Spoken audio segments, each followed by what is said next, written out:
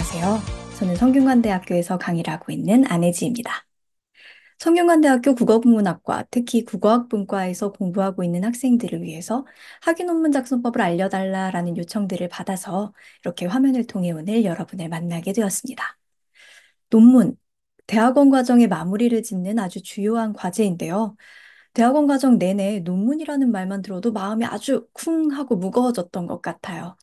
네, 저도 성균관대학교 국어학분과에서 두 편의 학위 논문을 작성을 했지만, 그럼에도 불구하고 어떻게 하면 논문을 편하게 쓸 수 있나요? 혹은 논문이 좀 쉬워질 수 있을까요? 라고 누군가 물어본다면 대답하기 어렵습니다. 사실 잘 모르겠어요. 여러분들이 50분 동안의 강의를 듣는다고 해서 논문을 쓰는 마음이 가벼워질 수는 없으리라고 생각합니다. 논문에는 정답이 없으니까요. 그래서 오늘 제가 하는 이야기에는 여러분들이 논문을 쓰기 위해 꼭 지켜야 하는 양식에 대한 이야기들도 있지만 꼭 정답은 아닌, 저는 논문을 이렇게 썼어요. 저는 논문 쓸 때 이런 방법을 활용했어요. 같은 요령 이야기들도 포함되어 있습니다. 정답은 아닌 이런 이야기들이 여러분들의 논문을 쓰게 하는데 뭐 논문을 짜잔하고 쉽게 쓰게 해주지는 않겠지만 적어도 시작할 용기를 내는 데에는 도움이 되지 않을까 하는 마음으로 네, 이번 강의를 준비해 보았습니다. 자, 그러면 이제 본격적으로 논문 작성을 시작해 보도록 하겠습니다. 학위 논문을 작성하기 위해서는 굉장히 여러 가지 단계, 그리고 많은 날들과 많은 눈물과 많은 노력이 필요할 것입니다. 그치만 그 모든 것들을 제가 다 나열하기엔 오늘 시간이 부족하겠죠. 그래서 주어진 시간 안에 여러분들에게 가장 필요한 것들을 어떻게 전달할 수 있을까 고민하다가 제멋대로 5가지 단계를 만들어 보았습니다. 여기 화면에 보이는 것처럼 네, 5개의 단계를 만들어 보았는데요. 단계들을 한번 확인해 볼까요? 첫 번째는 논문 쓸 마음을 먹자라는 것입니다. 두 번째는 주제를 찾자. 세 번째는 참고 문헌을 읽자. 네 번째, 개요와 본문을 쓰자. 5번째, 서식에 붙여넣자. 이렇게 5가지 단계로 마련해 보았습니다. 물론 각각이 다 고비고비, 네, 각각마다 큰 고비들이 기다리고 있을 것입니다. 그러나 한국어에는 천리길도 한 걸음부터라는 말이 있습니다. 아주 길고 괴롭고 고통스러운 논문 쓰기의 여정도 첫 번째 발걸음에서부터 시작됩니다. 첫 번째 발걸음 뭐예요? 바로 논문 쓸 마음을 먹자라는 것입니다. 자, 여러분이 논문을 써야 되겠다라고 마음을 먹었습니다. 그러면 여러분들이 이 많은 여정을 시작하기에 앞서서 일단 무엇을 해야 될까요? 네, 당연히 지도 교수님을 찾아뵙고 일정과 여러분들의 의사와 또 주제와 도움들에 대해서 네, 논의를 해 보아야 할 것입니다. 그러나 어찌됐든 지도 교수님을 만나기 전이든 만난 후이든 간에 여러분들이 나 학위 논문을 써야지 해낼 거야 하고 마음을 먹는 절차가 필요하겠는데요. 사실 마음을 먹는다라는 것은 굉장히 추상적인 행동입니다. 밖으로 드러나는 행위가 결코 아닌 것이죠. 그러나 마음먹기라는 이 추상적인 행동을 좀 눈에 보이는 행위로 만들어 보겠습니다. 논문을 쓰기로 마음먹었다면 우리는 어떤 행동을 해야 될까요? 네, 첫 번째로는 논문과 관련된 지침을 다운받고 확인을 해야 할 것입니다. 두 번째로는 논문의 양식과 논문의 구성 요소들을 확인해야 할 것입니다. 자, 숨을 후하후하 쉬어먹으라고요. 네, 여기는 저희 여러분들 잘 알고 있는 성균관대학교 도서관 홈페이지입니다. 도서관 홈페이지에 살펴보시면 여기 메뉴가 있죠. 저는 지금 제 아이디로 로그인을 한 상태인데요. 메뉴에 보시면 어디 갔을까? 네, 여기 학위 논문 제출이 있습니다. 여러분들이 학위 논문을 다 작성하고 나면 여기를 통해 제출을 하게 될 텐데요. 네. 여기 보시면 이렇게 학위 논문 양식 및 지침 안내, 제출 전 체크 포인트, 전자파일 제출 매뉴얼, 전자파일 제출 FAQ 등등의 서식들과 또 도움말들이 마련되어 있습니다. 이 밑에 있는 2가지는요, 작성 후에 여러분들이 꼼꼼히 따져보아도 괜찮을 부분들입니다. 저와는 이 위에 있는 2가지를 확인해 보도록 하겠습니다. 첫 번째는 학위 논문 양식 및 지침 안내 되겠습니다.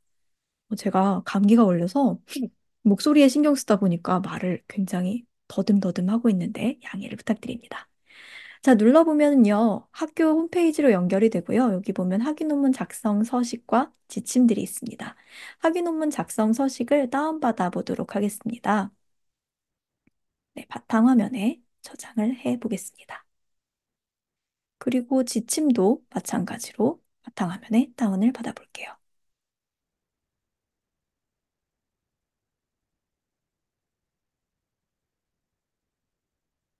네, 보겠습니다. 여기 나와 있으면 좋겠는데.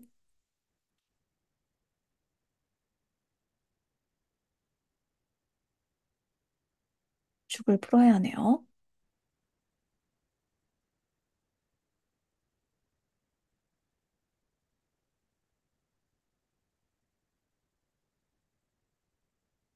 이렇게 보면 지침들이 나와 있습니다. 네. 한번 쭉 확인을 해보면 좋겠어요. 그래서 전자파일과 인쇄본이 필요하다라는 것, 그리고 전자파일과 인쇄본이 당연히 학위 논문 심사에 통과한 것과 동일해야 한다라는 것들이 나와 있고요. 혹은 석사와 박사는 각각 몇 부를 내야 하는지 등등의 내용 나와 있습니다. 그러나 우리가 함께 볼 더 주요한 사항은 요 양식들입니다. 아까 압축을 풀었더니 이렇게 양식이 나왔고요. 국어국문학, 특히 국어학에서는 여기 워드가 아닌 한글 양식을 사용하고 있습니다. 그래서 석사학위 논문 양식과 박사학위 논문 양식이 되어 있죠. 그리고 작성 방법도 나와 있습니다.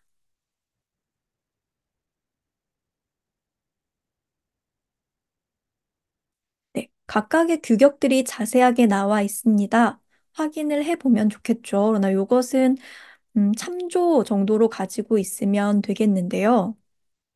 그 이유는 여러분들을 위해 친절하게 학교에서 양식을 만들어 주었기 때문입니다. 석사학위 논문 양식 보도록 할게요. 워드가 아닌 한글로 보도록 하겠습니다. 여러분들이 선배로부터 받아본 네, 학위 논문들이 있을 것입니다. 네, 이렇게 되어 있죠. 네, 보통 겉표지가 있고요. 빨간 글씨는 나중에 지워야 하겠죠. 제목과 부제, 그리고 학교 이름, 여러분들의 이름이 적히게 됩니다. 그리고 여긴 책등에 있는 내용이 되겠고요.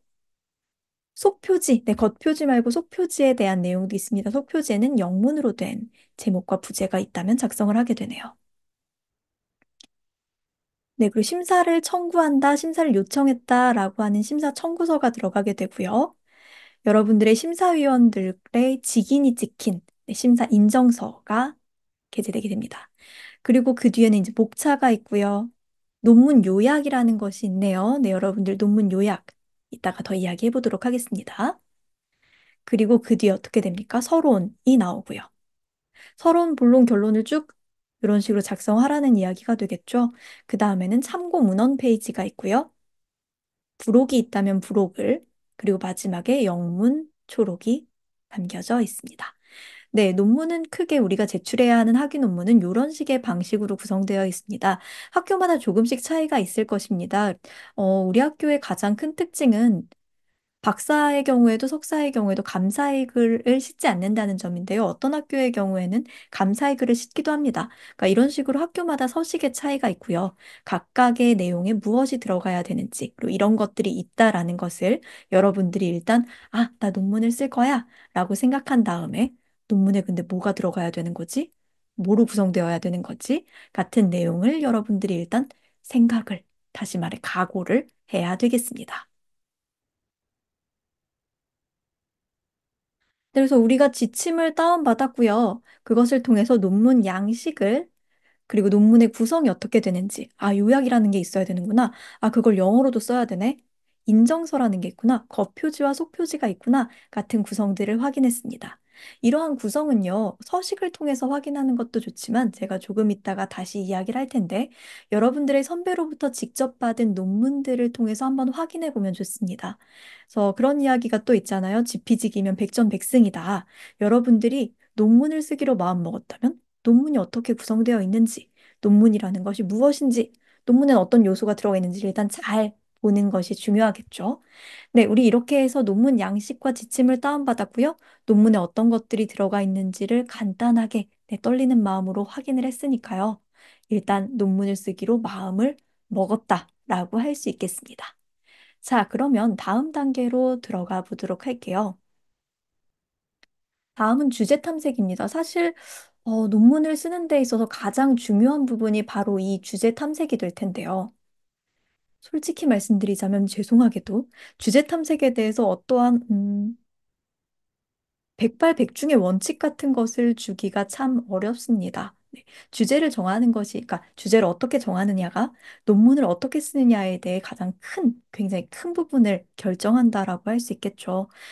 저도 학위를 쓸 때쯤엔, 주제는 도대체 어디서 오는 거야? 계시를 받아서 오는 걸까? 신이 내려주는 걸까? 아니면 네이버 스마트 스토어에서 사는 걸까? 같은 질문들 혹은 농담들을 친구들과 한 경험이 있는데요. 그만큼 주제 탐색은 굉장히 중요하고요. 안타깝게도 그러다 보니까 제가 이 시간에 담을 짜잔 하고 한 글자로 담아주기에는 어렵기도 합니다. 그렇지만 아마 여러분들이 논문을 써야지라고 마음을 먹었다면 최소 2년 이상을 우리 학교에서 열심히 대학원 과정을 마쳤다라는 이야기가 될 것이고, 그랬다면 그 수업을 듣고 과제를 하고 보고서를 쓰는 과정들 내내 여러분들이, 이게 조금 재밌어 보이는데? 혹은, 이것이 좀 궁금한데? 라고 여러분의 마음에 어떤 주제의 싹이 자라났을 것이다 라고 생각을 합니다. 어쩌면 여러분들이 논문을 쓰던 시절에 저보다 더 좋은 주제를 이미 찾았을지도 모르겠는데요. 굳이 한마디만 더 덧붙이자면 이런 이야기 하고 싶습니다. 주제는 A는 B이다 라는 양식으로 생각을 하면 좋지 않을까 합니다. 그러니까 여러분들이 일단 주요하게 생각하는 대상이 있을 것입니다. 연구 대상이요. 이 연구 대상은 땡땡 어떠어떠한 것이다. 라는 식의 문장으로 여러분들이 여러분 논문의 주제를 말할 수 있는지 생각해 보고요. 그렇게 만들어 보도록 노력을 해야 됩니다. 물론 우리가 대학원에서 배우고 있는 내용들, 그리고 여러분들이 논문에 쓸 내용들은 굉장히 깊고 심오하기 때문에 A는 B이다. 뭐 예를 들어서 사과는 과일이다. 뭐, 또 뭐가 있나요? 텔레비전은 재밌다. 뭐 등등과 같이 이렇게 단순 명료하게 A는 B이다 형태의 문장이 나오지는 않을 것입니다. 그러나 그럼에도 불구하고 여러분들이 논문을 쓰는 과정에서는 여러분들이 쓰고자 하는 내용의 핵심을 뭐 예를 들어서 어떤 게 있을까요? 형태소란 어떤 것이다. 같은 형식으로 만들어서 최대한 문장에 가깝게 여러분들의 머릿속에 가지고 있고 그것을 놓지 않으려고 할 때 조금 더 깔끔한 문장, 뭐 깔끔한 논문, 깔끔한 연구가 될 수 있다라고 이야기할 수 있겠습니다. 제가 썼던 논문들을 가지고 만들어 보았는데요. 뭐 이런 식이 될 것 같습니다. 저는 박사 때는 체계적 다이어에 대해 관심이 있었어요. 그래서 체계적 다이어라는 것이 사전 편찬에 있어서 굉장히 중요하다라는 내용을 가지고 논문을 쓰고자 했습니다. 그래서 굉장히 많은 다양한 이야기를 통해서 결국은 하고 싶었던 것은 뭐예요? 체계적 다이어 중요해요. 다들 봐주세요라는 이야기를 하고 싶었습니다. 석사 때는 정도부사에 대한 이야기를 하고 싶었는데요. 정도부사라는 것이 음, 유행을 선도하는 분야에 있기 때문에 신호 연구에 있어서 중요하다라는 이야기 하고 싶었습니다. 그래서 여러분들에게 A는 B이다 형태로 주제를 쓰세요라고 이야기하기 위해 제가 그동안 썼던 주제들을 살펴보니까 저는 대체로 어, 이러한 항목들 굉장히 연구에서 중요한 것 같아요. 라는 식의 학위 논문을 많이 썼던 것 같습니다. 그리고 지금도 그런 식으로 이야기를 하고 있고요. 여러분들의 연구 주제는 A는 B이다 형태로 나타낼 때 어떤 모습이 될까요? 뭐 예를 들면 뭐 공손성에 대한 교육은 초급 단계에서 하는 게 필요하다. 뭐 초급 단계에서 해야 된다. 혹은 공손성에 대한 연구가 한국어 교육에서 제일 중요하다. 같은 이야기도 될 수 있겠고요. 또 제가 미처 생각하지 못한 여러 가지 아주 기발하고 주요한 내용들 여러분들의 머릿속에 있을 텐데요. 주요한 것은 저도 학위 논문을 쓸 때 잘 하지 못했지만 A는 B이다의 형태로 주제를 잡고자 하는 것 중요하다라고 생각합니다. 자, 그래서 여러분들이 여러 가지 2년간의 수업들과 또 친구들과 함께한 스터디, 그리고 학회들, 여러 가지 과정을 통해 여러분들이 관심을 갖고 싶은, 보통 요 A를 찾죠. 나는 이러한 분야에 관심 있어. 를 찾았다고 생각해 봅시다. 그럼 아직 B다까지는 가지 못해도 좋아요. 일단은 다른 사람들이 이 A에 대해서 어떤 이야기를 하고 있었는지를 찾아보아야겠죠. 그것이 바로 참고문헌 찾기가 되겠습니다. 참고문헌을 읽고 정리하는 것이 사실은 논문 쓰기의 첫 발걸음이 되겠는데요. 이것은 논문에 대한 이야기는 아니지만, 그러니까 소설을 쓰는 작가에게 어떤 사람들이 이런 인터뷰를 했습니다. 소설을 쓰다가 글이 잘 안 써지시면 어떡하나요? 라고 이야기했을 때 제가 굉장히 좋아하는 작가분인데요. 뭐라고 답변을 했냐면 잘 안 써지면 아웃풋을 하려고 노력하는 것이 아니고 인풋을 더 많이 합니다. 라고 이야기를 했습니다. 사실 굉장히 모범생 같은 답변 같아서 슬프기는 합니다만 사실은 정답인 것 같아요. 그래서 여러분들이 무엇을 써야 될지 아직 마음이 잘 와닿지 않고 혹은 관심 있는 A는 찾았는데 이 A가 어떻다고 말해야 할지를 알지 못하겠다면 억지로 무언가를 찾지 말고 A에 대한 논문, 다른 사람들은 A에 대해 무슨 이야기를 하고 있는지를 최대한 많이 인풋, 그러니까 다시 말해 흡수하고 읽어보는 것이 중요하다라고 생각을 합니다.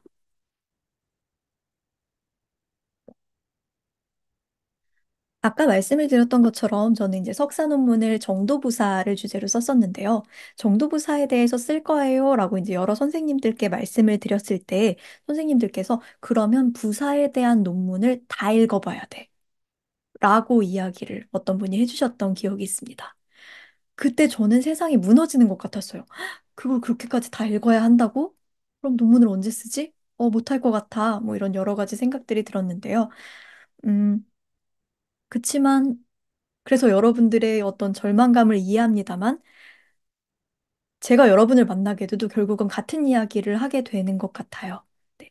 일단은 내가 관심 있어 하는 이 제재에 대해서 사람들이 어떤 이야기를 하고 있는지를 많이 읽는 것이 중요하다라고 할 수 있겠습니다. 자, 그럼 참고 문헌은 어떻게 찾나요? 여러분들 2년의 과정을 통해 잘 알고 있겠지만 간단하게만 확인하도록 하겠습니다. 학교 홈페이지, 도서관 홈페이지에서 리스를 검색해서, 어머, 네, 여기까지만 보여주고 싶었는데 도서관 홈페이지가 뭔가 이상한가 봐요. 여러분들 다 쓸 수 있으리라는 생각이 듭니다. 이 리스를 검색해서 들어가 볼까?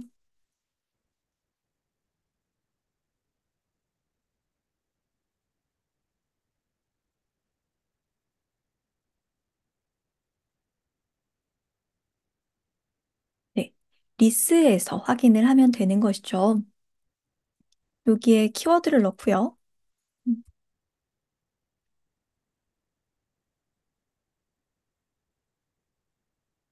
다들 알고 있겠지만 여기에는 여러분들이 지금 쓰고 있는 것과 같은 음, 석사학위 논문이나 박사학위 논문들이 나타나고 여기에는 투고된 논문들이 나타나게 됩니다. 그죠? 자, 그래서 여러분들이 만약에 정도부사에 대해서 관심이 있어요. 그래서 리스에 냅다 정도부사라고 검색을 합니다. 굉장히 많은 논문들이 있네요. 단행본이 1000개, 학위 논문도 1000개, 투고 논문은 600개 정도 되겠습니다. 이것을 다 읽는다면 정말 좋은 논문을 쓸 수 있겠지만 다 읽으려고 생각을 하는데도 사실 어디서부터 읽어야 돼? 굉장히 마음이 막막할 것 같아요. 그쵸? 무엇부터 읽는 것이 좋을까요? 네, 저는 이렇게 세 가지를 이야기하고 싶습니다. 최신, 최고, 그리고 인기. 이렇게 세 가지 기준으로 우선순위를 정하라고 이야기를 하고 싶습니다. 일단 가장 뭘부터 읽어야 될지 모르겠다라고 한다면 사실 제가 추천하고 싶은 요령은 내가 이야기하고 싶은 제재, 그러니까 지금 저의 입장에서는 정도부사를 검색했을 때 나오는 최신, 가장 최근 출간된 박사학위 논문을 확인하라는 것입니다. 그러니까 그 박사학위 논문을 쓴 사람을 약간은 믿는 거예요. 이분이 박사학위 논문을 쓰셨으니까 주요한 논문들을 토파 보았을 것이야. 네. 그래서 그분의 논문들을 보면서 이 사람이 어디에서 정의를 가져오고 있는지 그 사람, 그러니까 최근 박사학위 논문에 참고 문헌을 훑는 것도 뭐부터 읽어야 될지 모르겠을 때는 큰 방법이 됩니다. 그런 의미에서 최신을 가져와 보았습니다. 그래서 박사학위 논문도 석사학위 논문도 혹은 투고문도 최신의 논문을 살펴보아서 최신의 동향이 어떻게 되고 있는지를 살펴보는 것 중요합니다. 그 다음은 최고인데요. 으뜸이라는 뜻이 아니고 최신의 반대로서 가장 오래된 것이라는 뜻의 최고입니다. 예를 들어서 부사라는 것의 정의를 이야기하고 싶다면 최신 논의의 정의를 빌려오는 것보다는 부사에 대한 가장 오래된 논의에서 정의를 빌려오는 것이 든든할 것입니다. 그렇죠? 그래서 최신의 논문들을 확인하는 것 중요하지만 내가 알고 있는 정도 부사의 논이 가장 오래된 건 뭐지? 혹은 부사 논의의 가장 오래된 것은 무엇이지? 를 찾아보는 것 중요합니다. 그러니까 시간 순으로 가장 예전과 가장 최근의 것을 찾아보려고 노력하는 것이 중요하다라는 것입니다. 그 다음은 정확도순으로 정렬해서 되는 거 알고 있죠? 정확도순 정렬, 뭐 최근순 정렬 등등이 가능한데요. 정확도순 정렬이나 혹은 인기순 정렬이 또 따로 있어요. 인기순 정렬을 통해서 가장 많은 사람들이 부사 논의를 할 때 확인하는 것. 부사 논의를 할 때 바이블처럼 보고 있는 논문은 무엇인가를 확인하는 것 중요합니다. 그렇기 때문에 사실은 여러분들이 제가 아까 최신에서도 이야기했지만 최근 학위 논문뿐 아니라 다른 여러분들이 앞선 논문들을 계속 볼 때도 그 논문이 참고한 문헌들을 보면서 어, 새로 네, 점점 더 넓혀가는 것이 굉장히 중요하다라고 이야기를 할 수 있겠습니다. 그래서 옛날에 그 여러분들도 그런 거 하나요? 저 때는 SNS에 파도타기라는 게 있었어요. 내 친구에게 찾아가서 그 친구의 친구를 찾아가고 이런 식으로 활동하는 것을 파도타기라고 했는데요. 참고문헌의 경우에도 파도를 타는 것이 굉장히 중요하다라고 말씀드릴 수 있겠습니다. 여러분들이 좋은 논문을 발견했을 때 그 논문이 참고한 문헌들을 확인해보고 또 그 참고문헌이 다시 참고한 것들을 확인하는 식으로 참고문헌을 넓혀가는 것이 중요하겠죠. 또 중요한 것은 형식면의 참고문헌입니다. 우리가 아까 양식을 학교에서 제공한 양식과 지침을 잘 확인했습니다. 그죠? 그리고 여러분들이 제 영상을 통해서도 뭔가 논문 어떻게 쓰는 거지? 성균관대 국어국문학과 국어학 분과에서 원하는 방식은 무엇이지? 를 찾아보기 위해서 제 영상을 보기도 할 거예요. 그러나 안타깝게도 우리가 살펴본 양식이나 제 영상이 여러분들의 논문에 대해 100%의 정답을 보장해 주지는 않습니다. 왜냐하면 스타일이라는 것이 계속 바뀌기도 하고요. 양식에서 이렇게 해라고 했지만, 어, 그렇게 안 해도 돼. 같은 여러 가지수, 선택의 가지수들이 있기도 하거든요. 그리고 제가 최대한 여러분들에게 최신의 정보를 주려고 노력하지만, 제가 석사 논문과 박사 논문을 쓴 지도 생각보다 적지 않은 시간이 흘렀습니다. 그 사이 이것저것 변하기도 했을 거예요. 그리고 사실 여러분들이 논문을 쓰다 보면 계속 제가 설명하지 않았던 부분들, 지침에도 구성에도 없는 고민들이 나타나게 될 것입니다. 그것을 위해 여러분들에게 형식면의 참고문헌도 꼭 지참하고 있기를 권장하는데요. 형식면의 참고문헌이란 이런 것입니다. 동일분과에서 최근 출간된 논문이에요. 그러니까 성균관대학교 국문학과 국어학분과에서 가장 최근에 나온 석사 논문이 무엇인지 여러분들 알고 있습니까? 혹은 여러분들이 박사 논문을 준비하고 있다면 성균관대 국어국문학과 한국어분과에서 가장 최근에 나온 박사 논문이 무엇인지 알고 있습니까? 물론 당연히 알고 있으리라고 생각을 합니다. 그리고 그것을 작성한 선배들과도 여러분들이 교류를 하고 있으리라고 생각을 합니다. 그리고 교류를 하고 있다면 아마 그 책으로 된 실물 논문을 받기도 했을 거예요. 그러나 실물 논문뿐 아니고 인터넷 파일로 된 논문 파일도 꼭 가지고 있으라. 그리고 그것을 제가 하는 영상 강의보다 조금 더 음, 지척에 두고 여러분들이 도움으로 활용하라 라는 이야기를 드리고 싶습니다. 왜냐하면 가장 직속 선배잖아요. 여러분들 뭐 회사에 들어가서도 직속 선배가 가장 중요한 거 알고 있죠. 그렇기 때문에 형식 면에서 여러분들 선배에게 논문을 받았으면 살펴보았을 거잖아요. 네, 내 논문을 쓰기 전에도 이 사람의 논문의 구성, 어떻게 되어 있는지, 양식과는 어떤 게 다른지, 참고문헌은 어떻게 정리하고 있는지, 표본호는 어떻게 정리하고 있는지 꼼꼼히 한번 살펴보기를 바랍니다.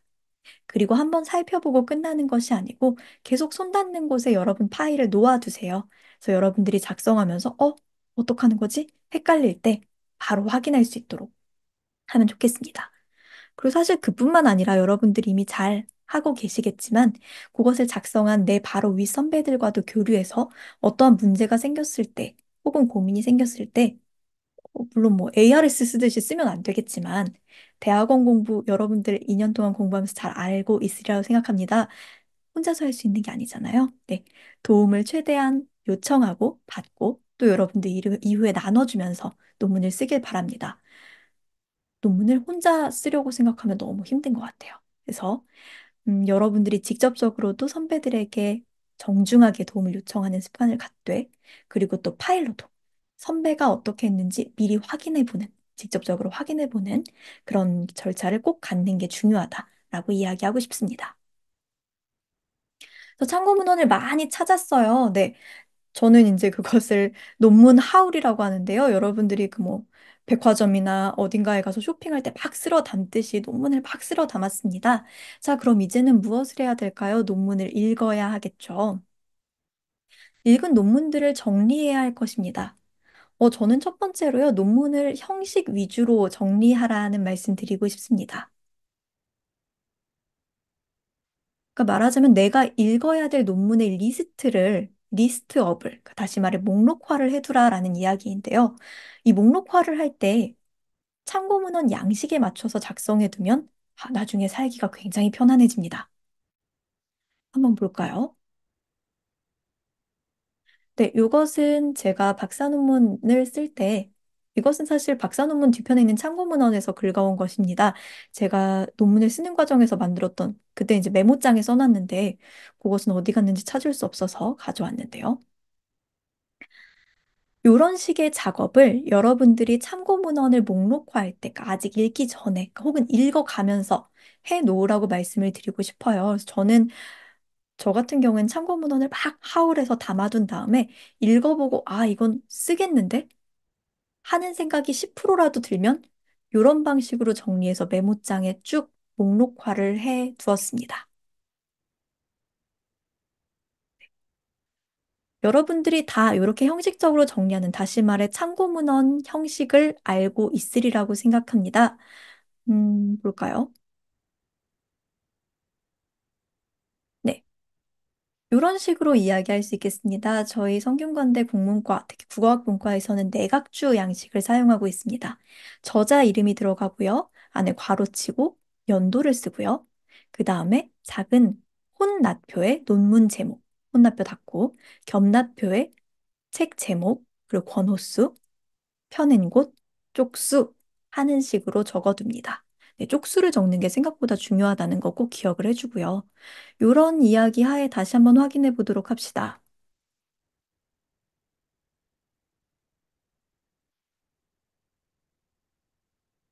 이런 거 볼까요?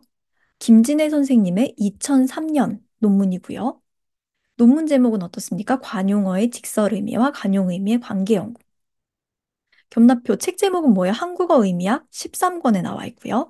이것은 한국어 의미학회에서 편찬을 했고요. 23쪽부터 42쪽까지 나타나 있는 내용이네요. 그렇죠? 제목이 뭐였나요?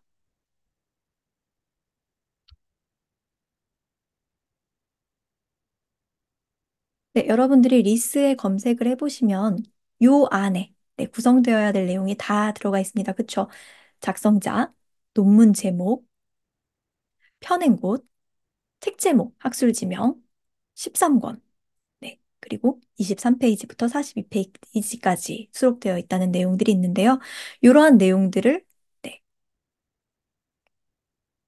요 항목에 따라서 미리 정리를 해 두는 것입니다. 그러면 나중에 굉장히 편하고요. 여러분들이 내가 무엇 무엇을 어디까지 읽었지를 확인하는 데도 좋습니다. 사실 저는 이렇게 한글로 보여주지만 여러분들이 작성 과정에서는 뭐 엑셀에다 해놓거나 혹은 뭐 메모장에다 해놓거나 하기를 추천을 드립니다. 그래서 어쨌든 이야기가 나온 김에 참고문헌의 구성 방식에 대해 살펴보면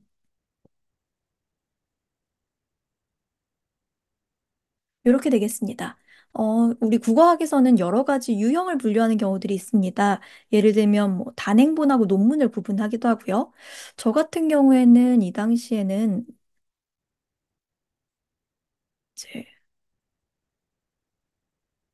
사전과 관련된 이야기다 보니까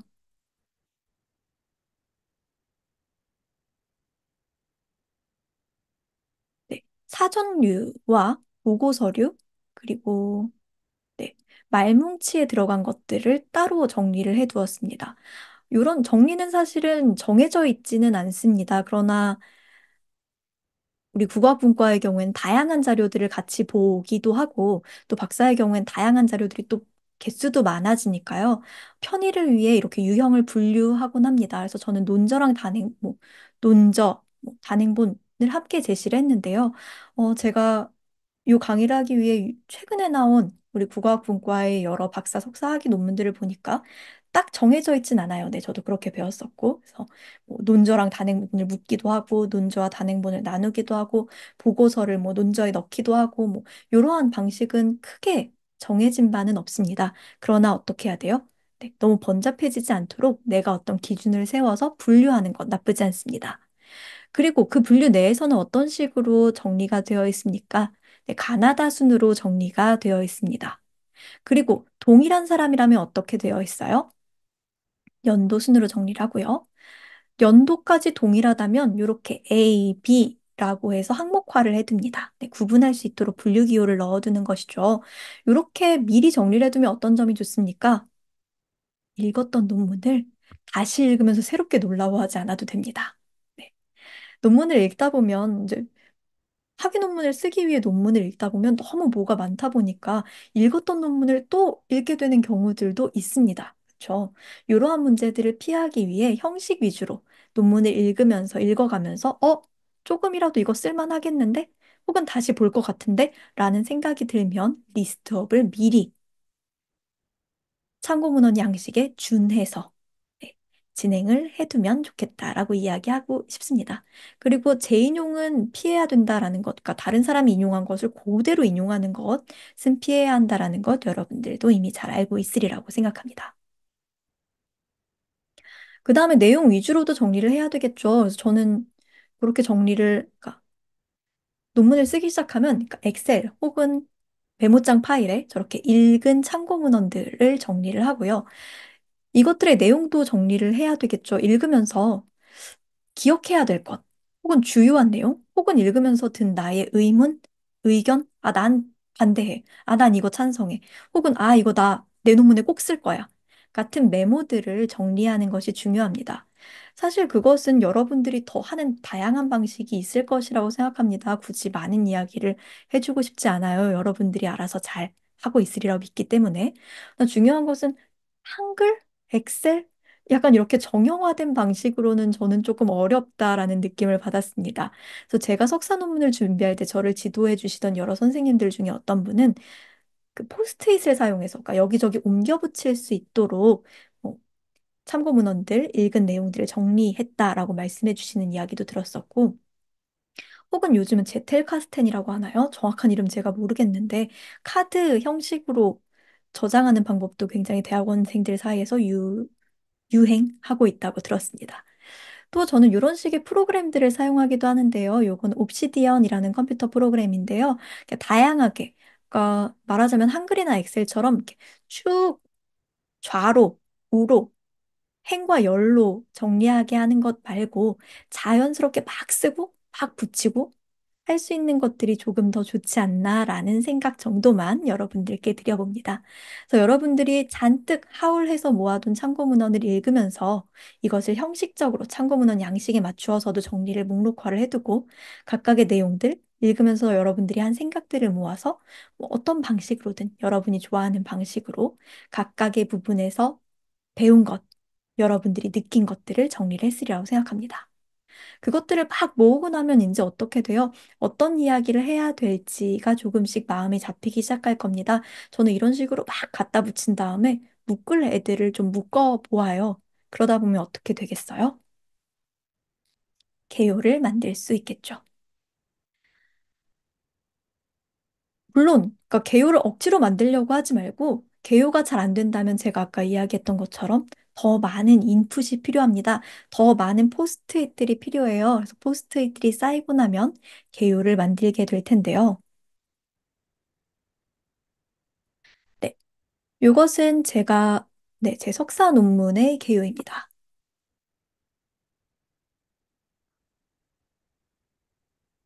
개요에 대해서도 여러분들이 많은 논문들을 보았기 때문에 잘 알고 있을 것이다라고 생각을 합니다만은 전반적으로 석사 학위 논문의 경우에 이 정도의 개요를 갖는 것 같습니다. 한 요즘 5장에서 6장 정도로 구성을 하는 것 같고요. 그러면 첫 장에는 서론이 1장에 서론이 들어가야 할 거고, 5장에는 결론, 그리고 6장에 참고문헌이 들어가야 하겠죠. 서론에 반드시 들어가야 할 것 어떤 것들이 있으니까 여러분들이 이 연구를 하기 위한 목적, 네, 이 연구의 목적이 들어가야 할 것입니다. 그리고 연구를 어떤 식으로 하는지, 연구 방법 중요합니다. 연구 방법에서는 여러분들이 실제로 뭐 특히 이제 한국어 교육이라든지 하다면 뭐 실험들을 거치기도 했을 거고 설문을 하기도 했을 거고 이런 식의 방법도 들어가고요. 혹은 이 논문을 어떻게 구성하는지 2장에서 무슨 내용할 것인지 3장에서 무슨 얘기할 것인지 4장에서 무슨 얘기를 할 것인지 같은 내용들이 들어가게 됩니다.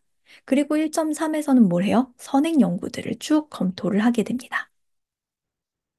그리고 보통 본론은 그래서 2, 3, 4, 3개의 장, 혹은 2, 3, 4, 5, 4개 정도의 장을 만들게 되는 것으로, 네, 통상 그렇습니다. 그리고 쭉 작성이 된 다음에 결론에선 어떻습니까? 지금까지 했던 내용들을 쭉 요약 정리를 해주는 것이 좋습니다. 그래서 2, 3, 4 같은 경우에도 그렇지만요. 특히 서론과 결론의 경우에는 계속 제가 이야기하잖아요. 선배들이 무엇을 어떻게 쓰고 있는지를 파악하는 것이 가장 좋습니다. 서론과 결론은 굉장히 장르적인 파트라고 할 수 있겠습니다. 들어가야 하는 내용들이 정해져 있어요. 그렇기 때문에 선배들 것을 보면서 여기 보는 있는 연구 목적, 목적의 경우에 선배들이 무엇을 쓰고 있는가, 시작은 어떻게 하는가, 끝은 어떻게 맺는가를 살펴보는 것이 중요합니다. 한 5개 정도는 선배 논문을 살펴본다고 생각하세요. 연구 방법도 마찬가지. 선행 연구 검토도 어떤 순서대로 하고 있는가, 어떻게 분류해서 제시하고 있는가, 무조건 시간 순으로 나열하고 있는가 같은 것들, 표를 넣었는가 같은 것들 생각해 보면 좋겠습니다. 네, 이렇게 해서 개요를 만들게 되겠습니다.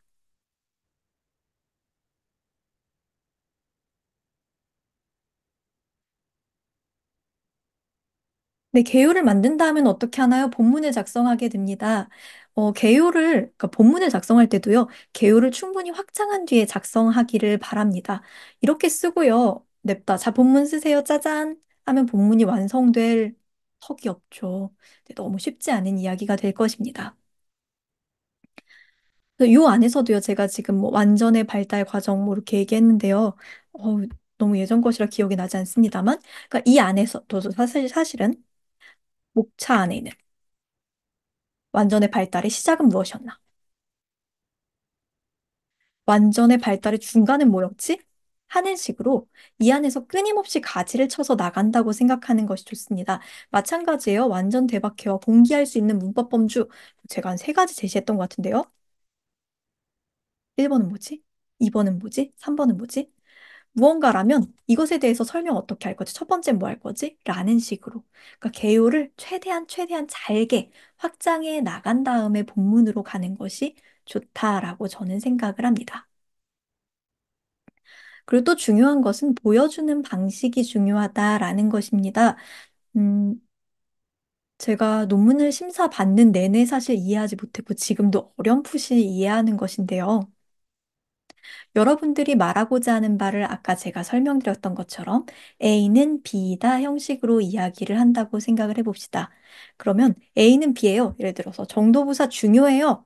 라고 100번 똑같은 얘기를 하는 것이 아니고 정도부사가 왜 중요한지, 얼마나 중요한지를 말하지 않고 보여주는 것이 중요하겠죠. 보여주는 방식으로는 여러 가지가 있겠습니다. 제가 여러분에게 하나, 둘, 셋, 넷, 인용 외 각주, 예시, 그림과 표라는 4가지 방식을 가져와 보았습니다. 이 4가지 방식을 잘 사용하라고 말씀을 드리고 싶어요. 그리고 이것은 뭐 정해진 것은 아닙니다만 저 같은 경우는 어디 보자. 네. 여러분들 보기 편하라고 지금 만들어 봤는데요. 그러니까 지금 논문 작성법이라는 폴더에 들어가 있는데, 네. 이런 식으로 개요에 있었던 내용을 2장 발달 과정, 3장 분포 양상, 4장 의미 양상. 그러니까 장별로 파일을 따로 만들어 놓곤 합니다. 왜냐면 너무 파일이 크면 일단 날아갈까 봐 무섭기도 하고요. 그러니까 장별로 일단 내용을 꼭지 지어 놓는 게 저는 편하더라고요. 그래서 이런 식으로 네, 나눠 놓는데요. 아마 여기에는 개요가 들어 있을 것 같긴 한데.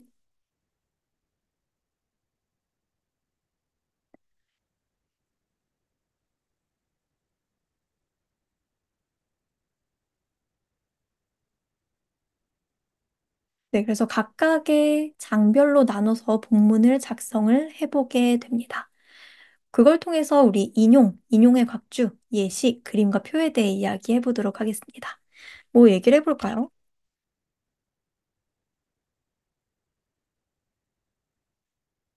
보여주는 방식, 그냥 내가 생각하기에 정도부사 중요하다고요 라고 떼를 쓰는 것이 아니고 내 말에 신뢰를 줄 수 있는 방법에는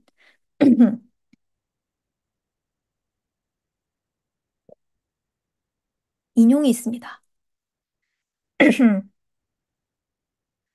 우리 국어학분과에서는 주로 내각주를 사용하고 있죠. 만약에 정도부사는 아주 중요하다라는 말을 참고문화. 네, 제 논문에서 가져온다고 생각해 봅시다. 몇 년도더라? 모르겠네요, 갑자기.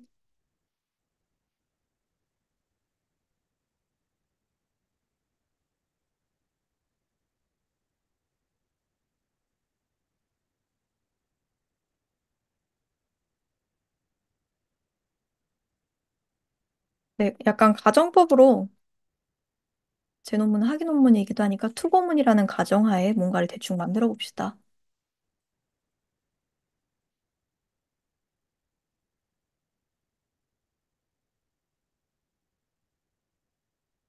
13권 2호, 12페이지에서부터 40페이지. 여기 있는 내용을 인용한다고 생각해 봅시다. 그러니까 여러분이 정도부사 아주 중요해요 라고 그냥 말하는 것이 아니고 다른 사람들도 정도부사 중요하다고 말했어요 라고 말할 수 있다면 신빙성이 더 더해지겠죠. 이것이 바로 각주인데요. 우리는 내각주를 사용합니다.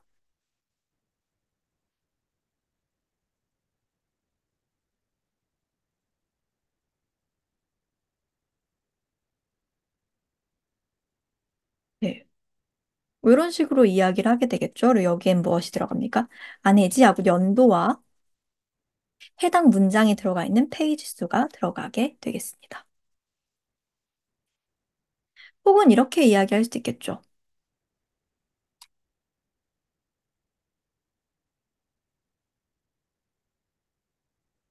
제가 지금 문장을 만들고 있기 때문에 문장 자체의 퀄리티라던가 어떤 신뢰도에 대해서는 여러분들과 저 사이에 일말의 양해가 있으리라고 생각합니다.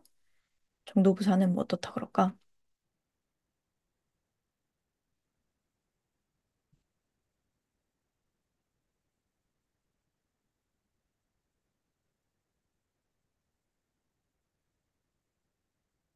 네, 형식을 봐주길 바랍니다. 이렇게 얘기를 할 수 있고.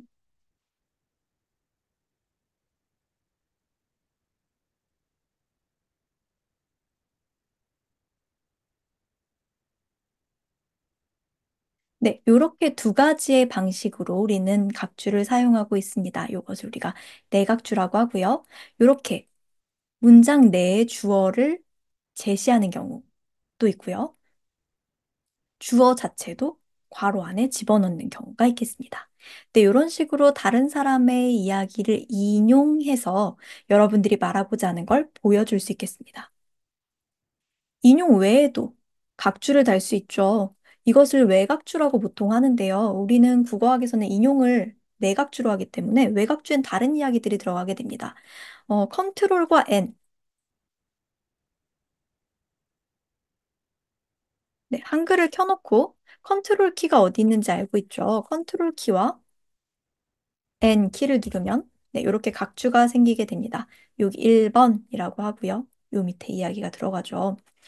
제가 논문을 쓸 때 선생님들께서 왜 이렇게 각주에 내용이 없니? 라고 이야기를 해주신 분이 계셨어요. 그때는 무슨 이야기인지 잘 이해를 못했는데요. 그러니까 사실은 논문을 쓴다는 것은 그 주장을 하기 위해 정도부사가 중요해요 라는 주장을 하기 위해 정도부사에 대해 굉장히 많은 것을 알아야 하는 거예요. 그리고 굉장히 많은 것을 나 혼자 알고 있는 것이 아니라 내가 정도부사에 대해 이러이러이러한 정보를 가지고 있고 이러한 정보들 하에서 결론을 내린 거야 라는 것을 독자에게 알려주어야 합니다. 그렇기 때문에 쭉쭉쭉 정도부사가 중요하다라고 하는 결론으로 가는 문장이 필요할 뿐 아니라 이 정도부사에 살을 붙여주는 이야기들도 필요하게 되죠. 이렇게 결론에 직접적으로 영향을 미치지는 않지만 살을 붙여주는 내용들은 각주에 적어주면 좋습니다. 그러니까 예를 들면 뭐가 들어갈 수 있을까? 네.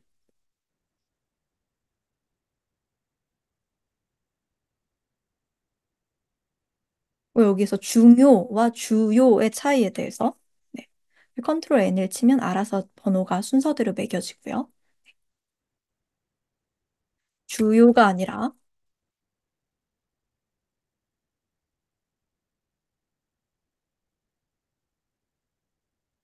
뭐 이런 식으로 네. 결론에 직접적으로 관여하지는 않지만 내가 이 단어를 선택하는데도 많은 생각을 했어. 그걸 여러분과 나누고 싶어.처럼 살을 붙이는 데 필요한 부가적인 내용들 각주로 달아줄 수 있겠습니다.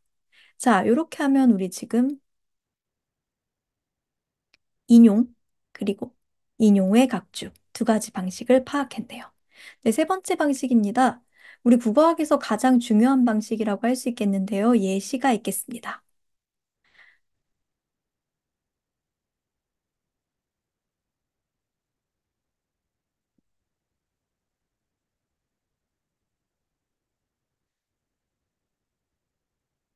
우리는 그냥 언어적으로 뭐 완전히, 완전히 동사나 형용사를 직접적으로 수식할 수 있어요. 이렇게 말할 수 있겠지만, 그렇게 그냥 말하는 것보다 정말 그렇게 쓰고 있음을 보여주는 것이 중요하겠죠. 그리고 보여주는 방식으로 예시가 굉장히 중요한데요. 예시요, 보통 들여쓰기를 하기도 하고 안 하기도 하는데요. 여기에 정해진 바는 없고요. 네, 아마 여러분들의 근래 유행을 확인하고 싶다면 이야기했던 것처럼 최근 논문을 살펴보는 것이 좋습니다. 아무튼 중요한 거, 뭐 이렇게 해서 번호를 매깁니다.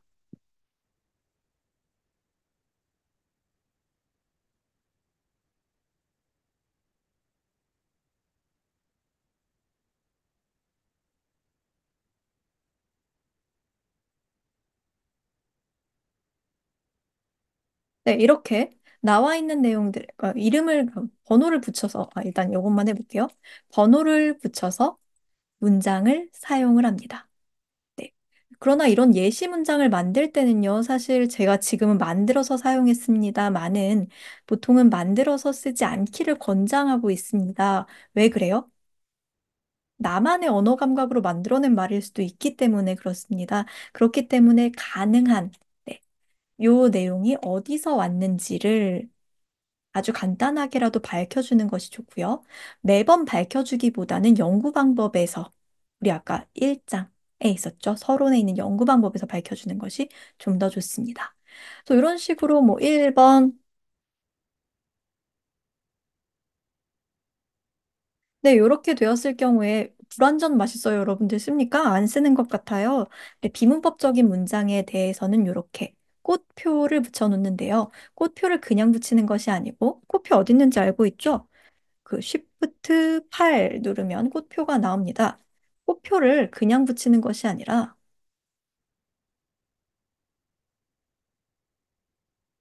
네, 이렇게 위첨자 형태로 넣어서 비문법적인 문장이다를 나타내기도 하고요. 이렇게 위첨자 형태로 물음표를 넣어서 비문법은 아니지만 화용적으로 이상하다 혹은 비문법인지 아닌지 알 수 없다 약간 이상한 것 같은데 같은 표시를 하기도 합니다. 혹은 이런 경우에 이야기하고 싶은 게 지금 완전과 불완전 비교하고 싶은 거잖아요. 비교하고 싶은 부분, 포인트가 되는 부분에 지금 어떻게 했는지 봤죠? 진하게 밑줄을 그어서 표시를 하기도 합니다. 그리고 이렇게 얘기하기도 하지만 만약에 그 다음에 제가 완전곡 대박에 대한 이야기를 했었는데요.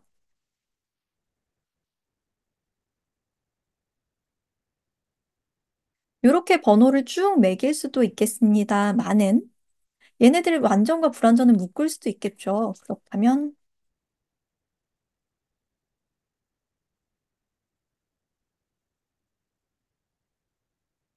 이런 식으로 이름을 붙이기도 합니다. 그래서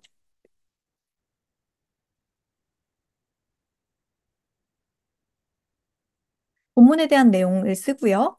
엔터를 한번 치고 네, 이렇게 예시들을 넣고요. 그 다음에 다시 네, 얘네들에 대한 설명을 해주게 되는 거죠.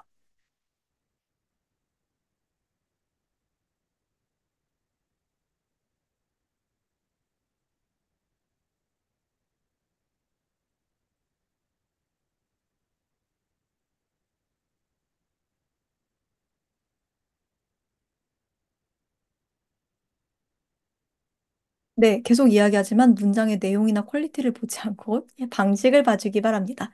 네, 이런 식으로 진행이 되는 것입니다. 이해가 되나요? 그래서 이런 식의, 그러니까 우리는 특히 국어학의 경우에는 예시를 잘 그냥 완전과 대박이 중요하다라고 말하는 것이 아니고 완전을 이런 형태로 사용한다. 이런 형태로는 사용하지 않는다를 예시를 통해 보여주는 것이 굉장히 중요하다고 여러분들도 잘 알고 있을 것입니다. 그래서 이런 식으로 예시를 넣어주면 되는데요. 중요한 것은 석사 논문이잖아요. 학위 논문이잖아요. 뭐 석사든 박사든 여러분들 몇 쪽이나 쓸 생각이에요? 예시는 몇 개나 들어갈 겁니까? 막 저는 네, 100개 넘게 들어갔던 걸로 기억을 하는데요. 그래서 여기 1번, 2번으로 저는 쓰지 않습니다. 왜냐하면 이러다가 만약에 요만큼 지우잖아요? 이거 하나만 지워. 아니면 1번만 지워. 그러면 정말 많은 수정이 기다리고 있기 때문입니다.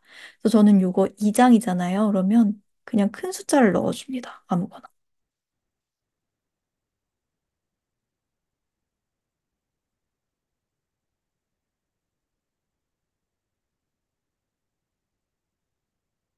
네. 그래서 이 장에서 한 장을 시작할 때 꽤 큰 랜덤 숫자를 넣어주고 거기서부터 1, 2, 3, 4를 더해 가면 어차피 나중에 다시 다 수정해야 되거든요. 수정할 때 겹치지 않고 찾아 바꾸기를 할 수 있어서 조금 편하다라는 팁을 드리고 싶습니다. 네, 혹은 우리 표를 넣을 수도 있죠.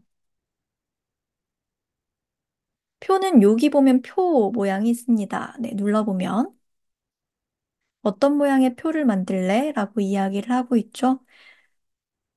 10칸. 뭐, 완전 대박 개를 구분하는 표를 만들래? 이렇게 할 수 있겠습니다. 표를 넣으면 되고요. 표는 네,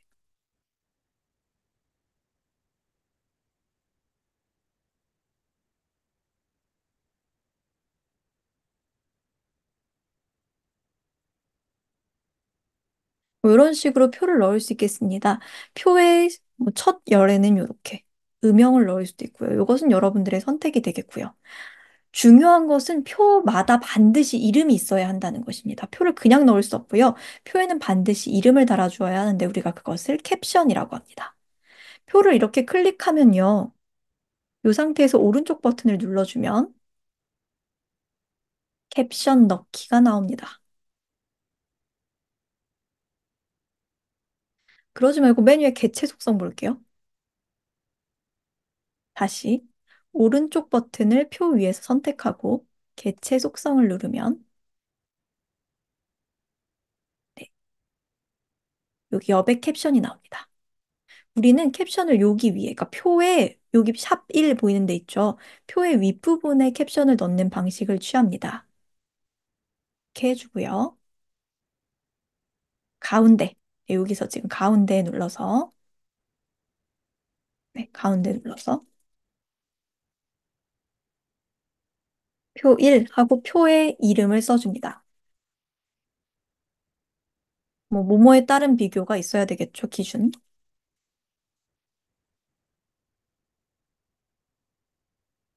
또 중요한 것은 반드시 표의 캡션, 표의 이름이 달려 있어야 한다라는 것 여러분들이 기억을 해주면 좋겠습니다.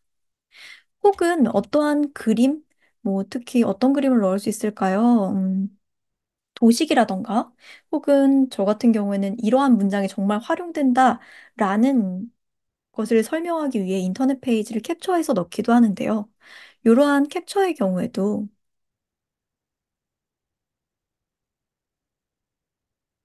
반드시 캡션이 필요하다라는 이야기를 하고 싶습니다. 아무 사진이나 지금은 넣어보겠습니다. 이 경우에도 오른쪽으로 클릭해서 개체 속성, 여백 캡션, 맨 위에 있는 캡션 눌러주고요. 그럼 여기 그림 1이 뜨네요. 캡션을 가운데 정렬로 옮겨주고요. 네, 기호를 매겨주고 얘의 이름을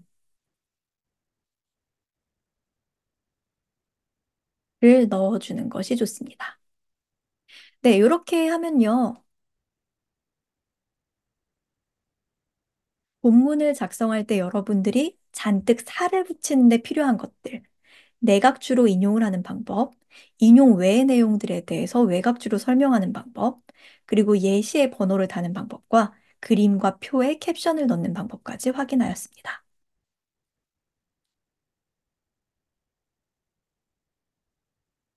네, 이렇게 하고 나면 여러분들 물론 이 안에 많은 고민들과 괴로움들과 썼다가 지우는 날들이 있겠습니다만은 이렇게 하면 본문들이 완성이 되겠죠.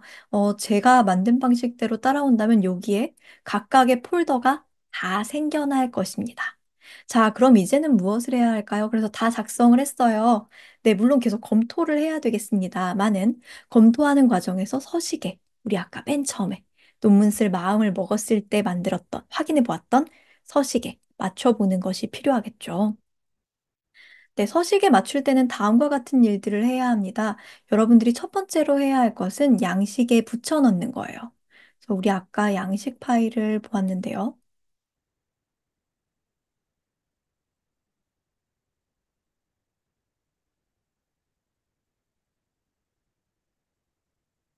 네, 서론에 쓴 내용들을 붙여 넣으면 됩니다. 어, 내가 아까 대충, 네. 만약에 2장이라고 생각해 봅시다. 2장 발달 과정이네요. 제 2장 발달 과정.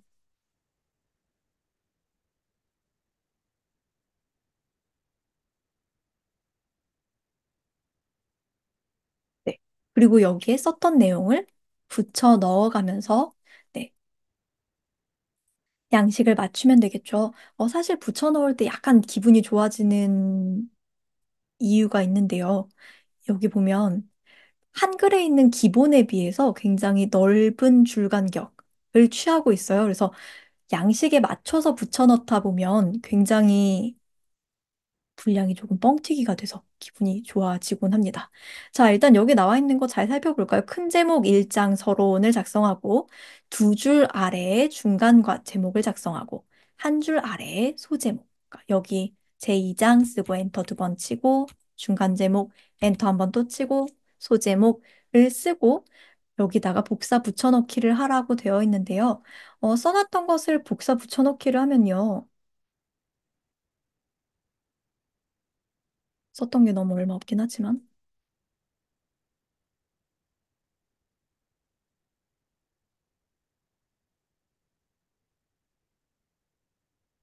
엔터 세 번 치는 거 잊지 말고요. 아이, 스페이스바 세 번 치는 거 잊지 말고요. 서식이 안타깝게도 깨져버립니다. 어떻게 하면 좋을까요? 서식을 저장한, 물론 이제 다 붙여넣은 다음에 여기 쓰여 있는 내용을 토대로 서식을 바꾸는 방식도 나쁘진 않습니다만 저장하는 방법도 있습니다. 예를 들면 이렇게 하는 거예요. 이런 것들을 우리가 스타일이라고 하는데요. 여기 바탕글 되어 있는 요게 스타일이에요. 여기도 스타일이라고 되어 있네요. 여기 눌러보면 새로운 스타일을 만들 수가 있습니다. 그래서, 아이, 안 보여주네. 잠깐만요.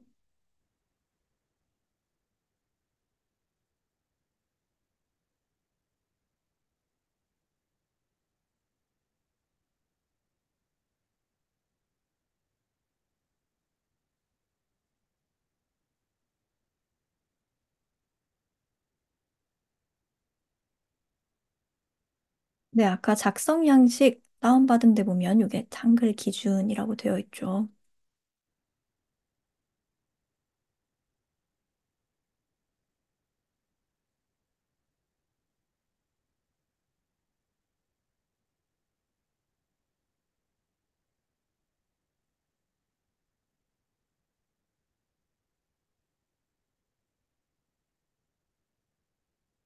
네, 되게 자세하게 나와 있는데요. 이걸 보고,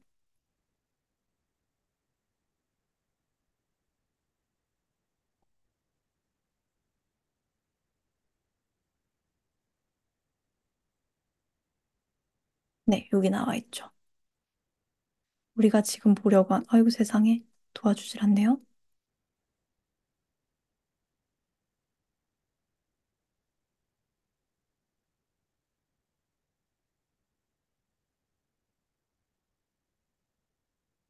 네, 우리가 보려고 하는 것은 본문, 본문 내용은 11폰트래요. 그리고 줄 간격 238자 25행이래요. 자, 그러면 이렇게 해보는 거예요. 이렇게 스타일, 스타일 추가. 스타일은 본문이죠. 본문, 글자 모양에서 11폰트고, 신명조고,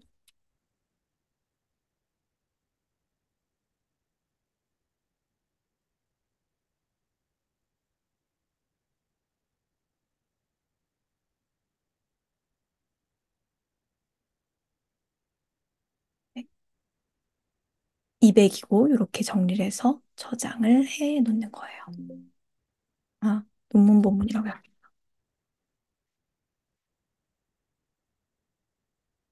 붙여놓은 다음에 붙여넣은 내용을 이렇게 선택을 하고 만들면 정해진 서식으로 들어가게 됩니다. 이렇게 해서 붙여 넣은 다음에 서식을 맞춰주고요. 그리고 여기 보면 어때요? 물론 이 양식에 붙여 넣으면 요건 안 해도 돼요. 근데 논문 규격도 한번 살펴는 봅시다. 쪽에서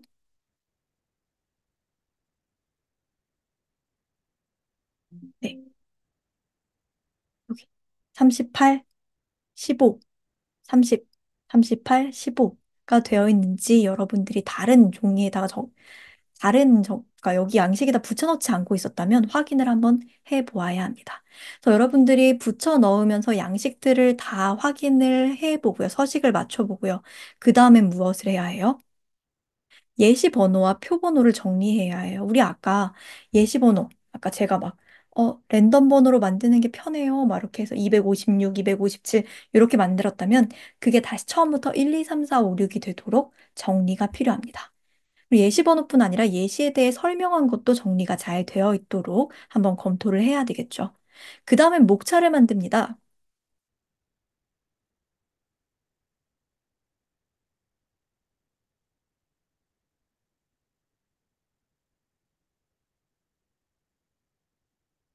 네, 여기 보면 목차가 나와 있는데요.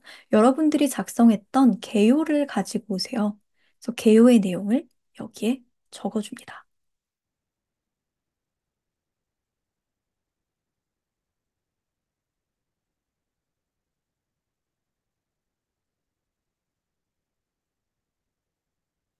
아, 근데 그러기 전에 여러분들 논문 보면 여기 페이지 수가 적혀 있고 점점점점이 쭉 나와 있는 것을 확인할 수 있을 거예요. 그거 어떻게 하는 것이냐면 여기 도구 가보면 제목 차례가 있습니다. 차례 만들기를 눌러주면요. 네, 여기에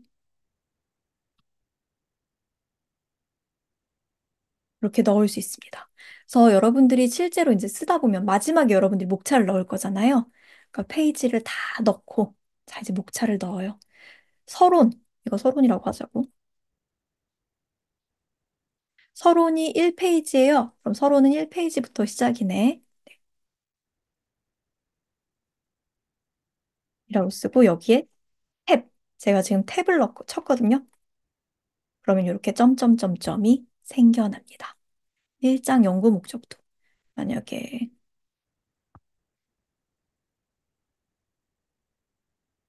1. 연구 목적 2. 연구 목적 다음에 뭐 들어가야 된다고 했죠? 연구 방법, 선행 연구. 만약에 연구 목적은 1장부터 시작해야 되겠죠. 그다음에 연구 방법이 5쪽부터야. 선행 연구는 15쪽부터야.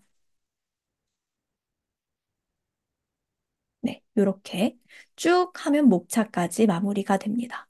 표목차와 그림 목차도 차례를 통해 만들 수 있는데요. 그리고 사실은 한글 파일 살펴보면 뭐 이걸 음, 목차를 추출하는 방식도 있는데요. 하다 보면 표목차나 그림 목차 같은 건 특히 더 약간 문제가 생기기 쉬워요. 그래서 표목차 같은 것은 여러분들 아까 표마다 이름 붙였었죠. 첫 번째 표 뭐였어요? 완전 대박 개의 비교.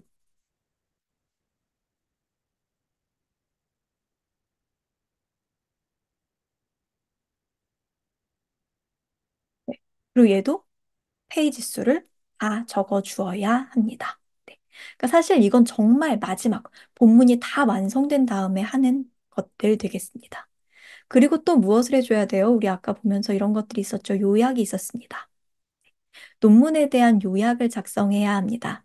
논문에 대한 요약을 작성하고 여러분의 논문과 관련된 하나, 둘, 셋, 넷, 다섯 개의 주제어를 선정하고 이를 쭉 보면 뒤에 영문 초록 있었죠?